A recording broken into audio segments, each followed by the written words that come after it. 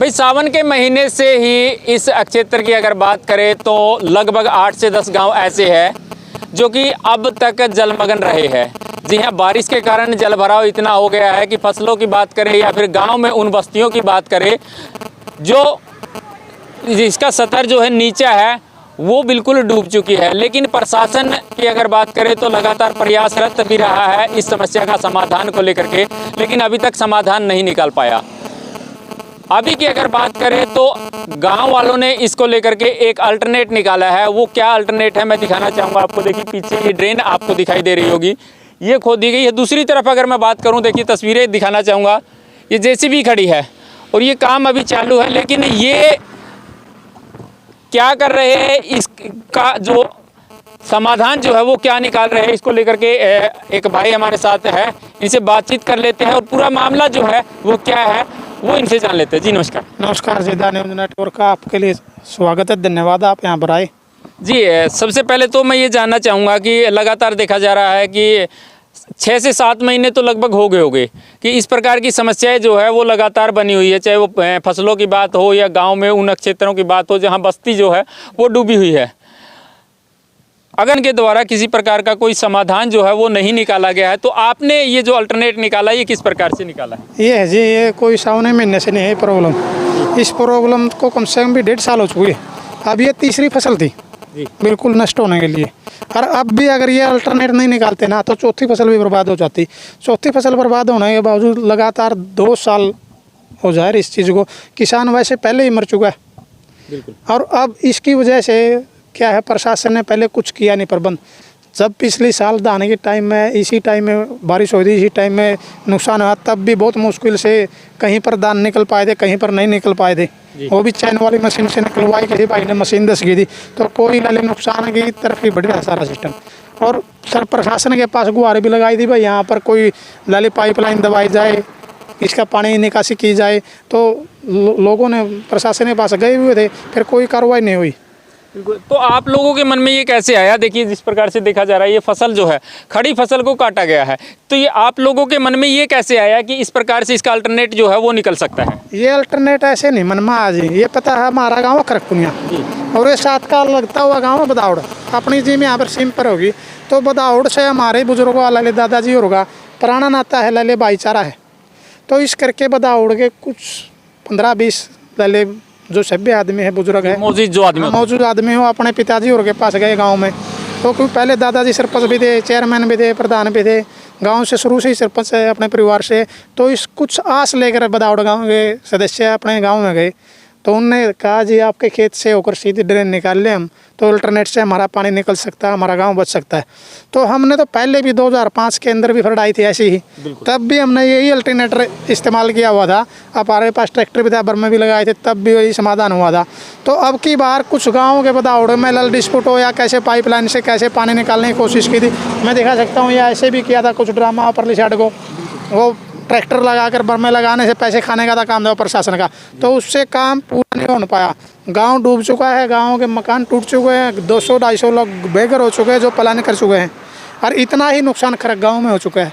तो इन जो बुजुर्ग गए थे उनका आदर सम्मान करते हुए हमारे जो पिताजी है, चाचा जी है, उनने बोला कि बदाउड़ गाँव के लिए हमारी कच्ची फसल हो या खड़ी फसल हो, पकी हुई हो, आपको जहाँ को अच्छा लगे। 8 एकड़ अपनी लगती है रोड के, 4 एकड़ उस साइड, 4 एकड़ इस साइड। तो एक पाइपलाइन में आपको कैमरामैन को दिखाना चाहूँगा, जो वो पाइपलाइन दिखते हैं ना हो रही उधर से, एक पाइपलाइन उधर से जा रही है अपने खेत से बड़ी, वो उससे भी गाँव का पानी उगते रहा। जो अल्टरनेट ये ड्रेन का किया है ये खेतों के लिए किया हुआ अभी। तो हमारे बुजुर्गों ने कहा है बदाउड़ के लिए हम कभी मना नहीं करेंगे, आपको जहाँ को अच्छा लगे। हमारी फसल नष्ट हो जाए कोई बात नहीं, हम भाईचारे के लिए फसल भी कुर्बान करने के लिए तैयार। हमारा तो 2-4 एकड़ नुकसान हो जाएगा, ये कितना नुकसान हुआ है, हजारों एकड़ फसल जो है वो बिल्कुल बर्बाद हो चुकी। इसमें ये बदाउड़ नहीं, हमारा गांव भी है, हमारी भी है, चल 2-4 किले ऊंचे हैं उन पर खड़ी है। जो आगे वाले हमारे भी 20 एकड़ है वो भी जलमग्न है, साथ में हम भी मर चुके हुए हैं। तो इस करके अल्टरनेट निकाला है भाई, इसके लिए ड्रेन खोल दो और वहाँ सीधा नहर के अंदर पानी सप्लाई कर देंगे इसकी। तो अगर प्रशासन की बात करें तो इस अल्टरनेट में प्रशासन किस प्रकार से सहयोग कर रहा है? प्रशासन जी, जो बदाउड़ गांव के कुछ बुजुर्ग हमारे पास आए, तो हमारे पास हमारे से राय मशवरा करके हमने हाँ कर दी, बस ठीक है। फिर वो गए जिला उपायुक्त के पास हिसार, तो जिला उपायुक्त आए बदाउड़ में, तो हमारे बुजुर्ग भी पिताजी भी बुलाए, तो 15 आदमी की कमेटी बनाई है। उसमें मेरे पिताजी बलजीत का ही नाम रखा हुआ, खरक पुनिया के 2-3 सदस्य और हैं। तो उसके बावजूद उन्होंने 15 सदस्य का कह दिया, बस जो ये काम करे उसी तरह करेंगे हम।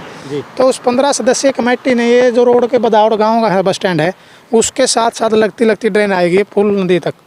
तो इसके अंदर मोटर पंप सेट बड़े लगा जाएंगे।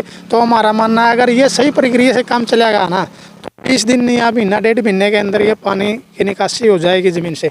यानी कि ये कह सकते हैं कि जो अभी आने वाली जो फसल है उसका कुछ बिजाई का इंतजाम शायद हो सकता है। वो शायद पे है जी, क्यों ये पानी है ना 1.5 साल से डटा हुआ है, अभी से डेट हुआ।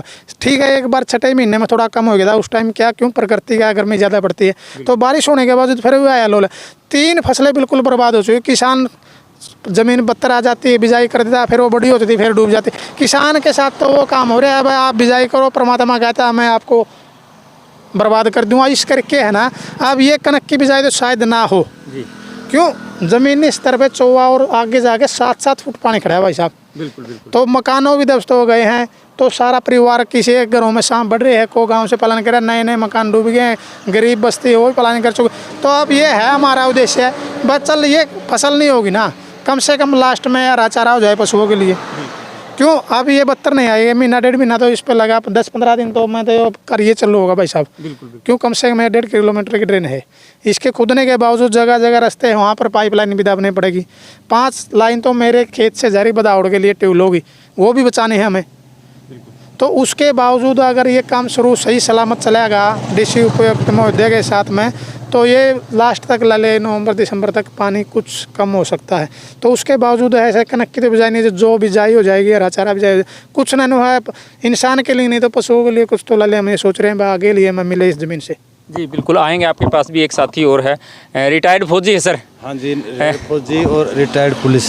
जी देखिए, एक कितना अच्छा अल्टरनेट निकाला है। वैसे तो स्थायी समाधान तो शायद ये नहीं होगा, लेकिन अल्टरनेट निकाला है। क्या कहेंगे कि इस प्रकार की जो गांव का आपस का जो भाईचारा जो है वो बनाया है और एक अल्टरनेट निकाल करके इस समस्या का समाधान निकाला। ये ऐसा है श्रीमान जी, हम गांव के कुछ आदमी 15, 20, 40 आदमी मिले थे कि भी हमारा पानी का समाधान करो। जी। उन्होंने कहा कि भाई मैं निचले स्तर के अधिकारी हम भेज देता हूँ, कोई बात नहीं है, आपका समाधान करेंगे। जी।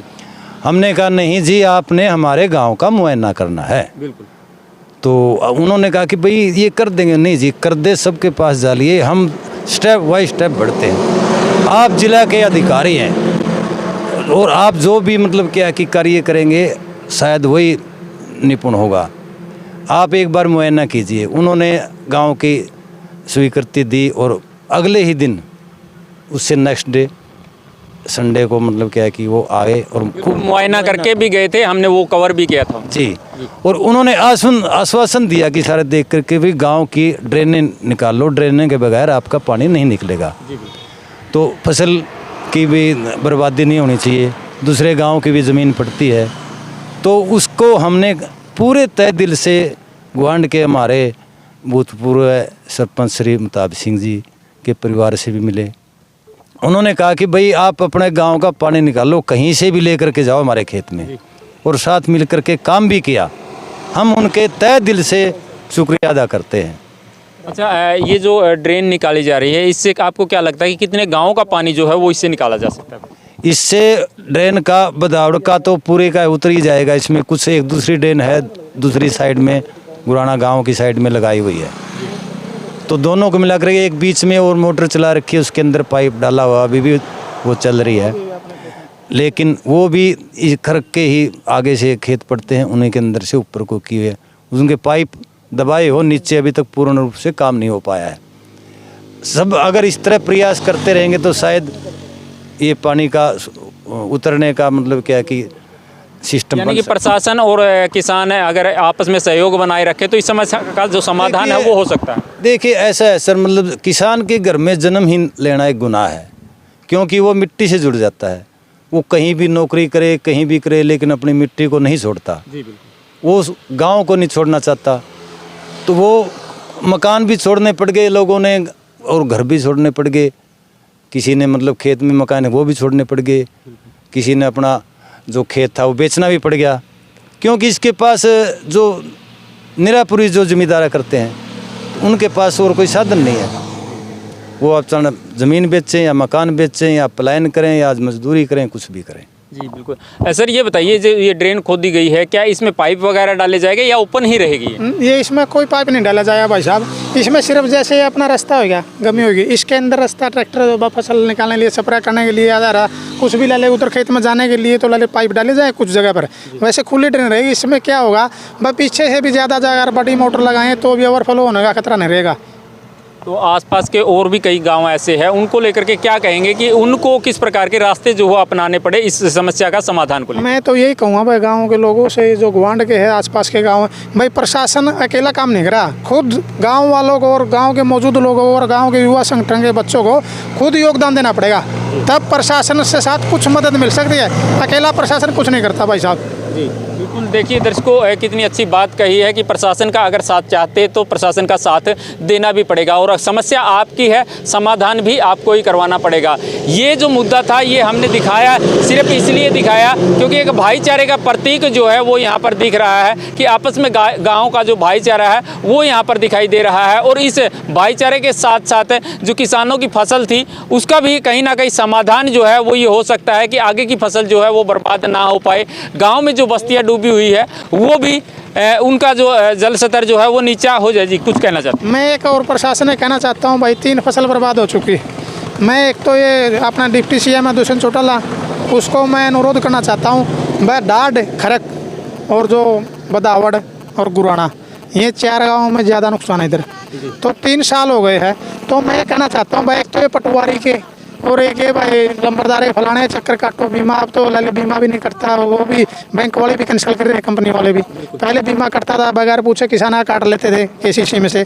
तो मैं कहता हूँ भाई, जिस तरह से 15,000 एकड़ कम से कम आगे की बिजाई हो या कुछ आदमी किसान, 15,000 एकड़ प्रति खेत, ये नहीं भाई किसी का खराब हुआ है। असल में 70% ज़मीन खरक की भी और बदावड़ की बिल्कुल ख़त्म हो चुकी है, मकानों का भी हो सकता है। तो मैं कहना चाहता हूँ आर्थिक पैकेज हरियाणा सरकार दे 4 गाँवों को, और इसमें हर एक किसान को और एक गरीब मजदूर को जिसका मकान गिरा हुआ है, किसी का और ज़्यादा दफ्तरों चक्कर न कटाते हुए सीधा डायरेक्ट उन्हें खाते में डाला जाए। जी देखिए, आप बात जो कर रहे हैं उसके लिए शायद आपको पता भी हो, लेकिन मैं बताना चाहूँगा कि मेरी फसल मेरा ब्यौरा के तहत किसी भी किसान को कोई समस्या आती है तो वो समस्या उस पर डाल सकते हैं, चाहे वो मुआवजे की बात हो या और कुछ भी हो। तो आप लोग, मैं एक बात बताऊँ जी, जब CM खट्टर बने थे, इस साल से पिछले साल की बात है, तो उन्होंने क्या कहा, जहाँ पर धान लगते हैं उसके अंदर मूंग की बिजाई कर लो, कुछ और बिजाई कर लो, तो मैं उसको 7,000 प्रति एकड़ दूंगा। जी तो मैंने 3 एकड़ के अंदर भाई साहब मूंग की फसल बिजाई कर दी, रजिस्ट्रेशन भी कर दिया। सुन ले, कभी तो 10 दिन में होया, कभी साइट बंद है, कभी क्या है। किसान ये मेरे को ये बताओ, खेत में आके काम करेगा क्या साइट पे चक्कर काटेगा भाई साहब? किसान इतना पढ़ा लिखा तो है नहीं, इतना पढ़ा लिखा होता तो बराबर में कुर्सी लगी होती किसान की बिनोगे। तो मैंने वो फसल बीज दी, तो मैंने उसका फ़ोन भी आया, मैंने ऑनलाइन भी करवाई, तो मेरा है ना वो फसल बारिश आ गई बिल्कुल ख़त्म होगी। बाद में और क्या करूँ मैं, उसके भरोसे वो तो ख़त्म होगी। फिर मैंने मजबूरी में धान लगाना पड़ गया, लेट लगा, वो भी नहीं होया। मेरे मुआवजा तो 7,000 एकड़ का दूर फसल बदलेगा, मेरे माल और डबल हो गया। जो मूंग का भी माल कर दिया और धान का भी कर दिया, और फसल कौन सी भी नहीं हुई, ना धान हो यार, ना मूंग हो यार, ना फिर पिछली कनक हुई। अब ये दोबारा जीरी भी ऐसे ही हो रही है। तो कहीं ना कहीं ये कुछ अधिकारियों की भी जो है वो कमी हो सकती है कि वो आकर के मुआयना ना करके गए हो, या ऐसा भी कुछ? मैं बताऊं, अधिकारियों की कोई कमी नहीं है।